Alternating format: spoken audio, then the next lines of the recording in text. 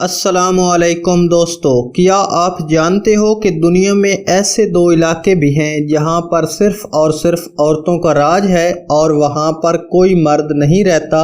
اگر کوئی مرد وہاں پر آنا چاہے تو اسے باقاعدہ طور پر پرمیشن لینا پڑتی ہے۔ یہ دو علاقے ایسے ہیں جن علاقوں کے بارے میں پوری دنیا کے مرد بے تحاشا تجسس رکھتے ہیں، لیکن اس کے باوجود وہاں پر جا نہیں سکتے۔ دوستو، ان دونوں علاقوں میں پہلا برازیل کے اندر واقع ہے۔ اس علاقے کے اندر اگر کوئی شخص جانا چاہتا ہے تو اسے باقاعدہ اور باضابطہ طور پر اس علاقے کی بڑی ماں یعنی جو اس علاقے کی گرو ہے اس سے پرمیشن لینا پڑتی ہے، اور اس کے بعد اس علاقے کے اندر داخل ہونے کے قابل ہوتا ہے۔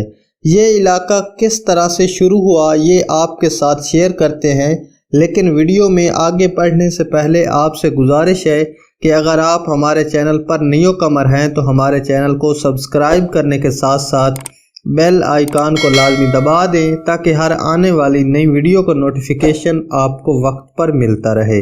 تو دوستو، داستان کچھ یوں ہے کہ ایک عورت تھی جس کے اوپر فحاشہ ہونے کا الزام لگایا گیا تھا۔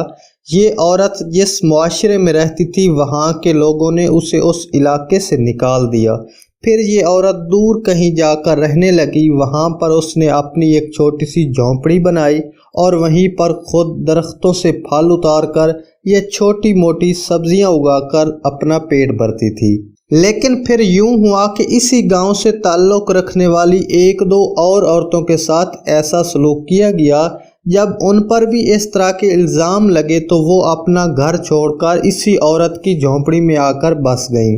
آہستہ آہستہ عورتوں کا یہاں آنا بڑھ گیا اور کچھ ہی دنوں کے اندر پورا گاؤں صرف اور صرف عورتوں کا ہی ایک قلعہ بن کر رہ گیا، اور یہاں پر باہر سے کسی بھی مرد کو آنے کی کوئی اجازت نہیں ہے۔ اگر کوئی مرد یہاں پر وزٹ کرنا چاہتا ہے تو اسے ایک پرچہ سالو کرنا پڑتا ہے جس میں باقاعدہ طور پر وہ اس بات پر سگنیچر کرتا ہے کہ جتنی دیر وہ اس علاقے میں رہے گا وہ انہی عورتیں جو کہ یہاں کی سربراہ ہیں ان کی نگرانی میں رہے گا اور ان کی بات سنے گا، اور جس کام سے وہ روکیں گی اس کام سے باز آئے گا۔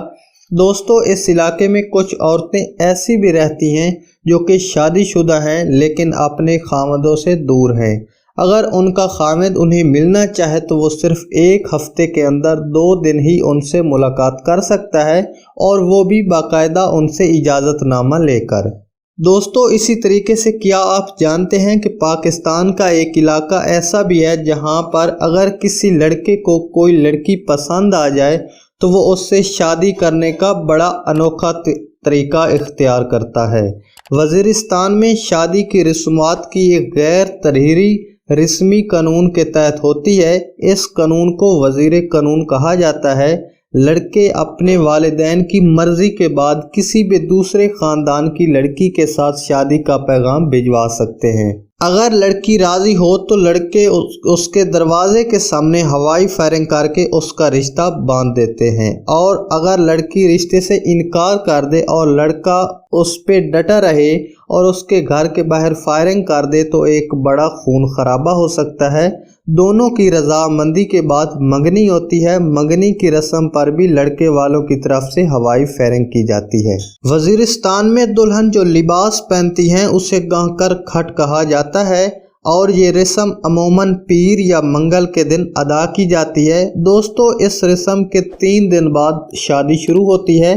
لڑکے والے لڑکی والے کے گھر آتے ہیں۔ ان کی آمد پر لڑکی ان کے لیے طرح طرح کے کھانے بناتی ہے، اور لڑکی والے لڑکی والوں پر مختلف رنگوں کے پانی کا چھڑکاؤ کرتے ہیں اور ان کو کنکریاں مارتے ہیں۔ یہ رسم لڑکی کے ودا ہونے پر لڑکی والوں کے دکھ اور تکلیف کی عکاسی کرتی ہے۔ اور مزے کی بات یہ ہے کہ ان تمام رسموں میں دلہا شامل نہیں ہوتا، وہ اپنے گھر ہی رہتا ہے۔ جب لڑکے والے دلہن کو لے کر اپنے گھر آ جاتے ہیں تو اسے اپنے سسرال کے گھر میں ایک کمرے میں 3 دن کے لیے بٹھا دیا جاتا ہے۔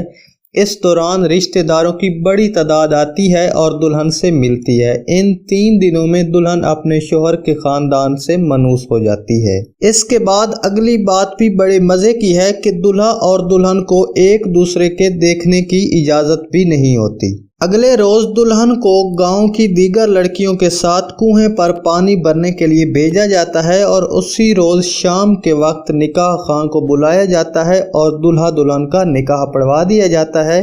इसी दौरान दूल्हा दुल्हन को एक दूसरे को देखने की इजाज़त मिल जाती है और यूं शादी अपने इख्तिताम को पहुंच जाती है। दोस्तों, इसी तरीके से इंडिया के अंदर भी एक बाज़ार है जिसका नाम है मनी बाज़ार। दोस्तों, मनी बाज़ार इंडिया के शुमाल मशरिक में एक इंतहाई हैरत अंगेज़ किस्म का बाज़ार है और इस बाज़ार को माओ का बाज़ार भी कहा जाता है। और इसकी अजीब और गरीब बात यह है कि इस पूरे गांव को सारी शॉपिंग इसी इलाके से मिलती है और इसे कम अज़ कम 4000 ख़वातीन चलाती हैं। कोई भी मर्द औरतों की परमिशन के बगैर इस बाज़ार में दाखिल नहीं हो सकता। तो दोस्तों, उम्मीद करते हैं आज की इन्फॉर्मेटिव वीडियो आपको पसंद आई होगी। तो हमारे चैनल को सब्सक्राइब करें, वीडियो को दोस्तों के साथ शेयर करें, लाइक करें और कमेंट बॉक्स में अपनी राय का इजहार करें। अल्लाह हाफिज़।